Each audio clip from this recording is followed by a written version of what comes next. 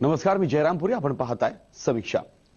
आगामी लोकसभा आणि विधानसभेच्या निवडणुकांसमोर ठेवून सर्वच पक्षांनी पक्ष बांधणीला सुरुवात केली आहे. शिवसेना कार्यप्रमुख उद्धव ठाकरे आणि मनसे अध्यक्ष राज ठाकरे पुढच्या महिन्याच्या पहिल्या आठवड्यात राज्यव्यापी दौऱ्यावर निघालेत. विधानसभा आणि लोकसभेच्या निवडणुका एका वर्षावर येऊन ठेपल्यात. पक्ष बांधणी आणि संघटन मजबूत करण्यावर सर्वच राजकीय पक्षांनी जोर लावलाय. काही दिवसांपूर्वीच राष्ट्रवादी काँग्रेसच्या प्रदेश कार्यालयाचं उद्घाटन झालं. यावेळी राष्ट्रवादी काँग्रेस अध्यक्ष शरद पवार यांनी सर्वच प्रमुख नेत्यांनी निवडणुकांच्या तयारीला लागा असा संदेश दिला. जिथं आपला उमेदवार पराभूत झाला त्याही ठिकाणी आपण खर्च करतोय. या 3 वर्षामध्ये साधारणतः 75 कोटी रुपयाची कामं छोटी मोठी ही जी काही तिथल्या कार्यकर्त्यांनी आपला कार्यकर्ता पराभूत उमेदवार संघटनेचा अध्यक्ष यांनी सुचवली ती श्रीनिवास पाटील साहेबांनी जिल्हाधिकाऱ्यांच्याकडे पोचून त्याची एक प्रकारे गती द्यायचा प्रयत्न केलेला आहे.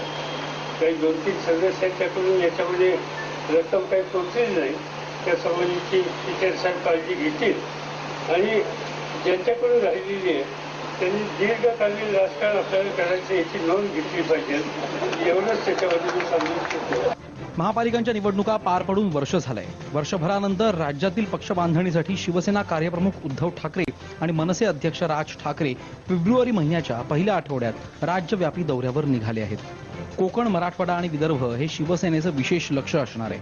महत्वाची शहरं आणि पक्ष बांधणीकडे मनसेचं लक्ष असेल. राज्यातील भ्रष्टाचाराचा पाढा वाचणं हे दोन्ही पक्षांचा अजेंडा असेल. तर दुसरीकडे काँग्रेसनंही आपल्या निवडणूक कार्यक्रमाची आखणी सुरू केली. बूथ पातळीपासून संघटन मजबूत कसं करता येईल, कामाची वाटणी कशी असेल याकडे काँग्रेसनं अधिक लक्ष दिलंय. एकूणच प्रत्येक ब्लॉक स्तरावर, गाव पातळीवर, जिल्हा पातळीवर, राज्य पातळीवर सुद्धा विविध कार्यक्रम आम्ही घेतो आहोत. आतामध्ये त्यामध्ये बैठकी आहेत, एकूणच शिबिरं आहेत, एकूणच त्या ठिकाणी सामाजिक बैठकी असतील किंवा आमच्या बूथ कमिट्या स्थानिक स्तरावरच्या असतील, ग्राम विकास समित्या आमच्या ज्या आहेत ते आणखी स्टेनगनिंग आम्ही सगळ्या ठिकाणी करतो मोठ्या प्रमाणामध्ये. आगामी निवडणुका डोळ्यासमोर ठेवून इतर राजकीय पक्षातील महत्वाच्या लोकप्रतिनिधींना पक्षात कसं आणता येईल याकडे सर्वच पक्षातील प्रमुखांचं लक्ष आहे. कोण कुणाच्या गळाला लागतो याचीही चाचपणी या दौऱ्यातून नक्की होईल. हे काही वेगळं सांगणं नको. कॅमेरामन अनिल सौदाडेसह प्रफुल्ल साळुंखे, साम टीव्ही, मुंबई.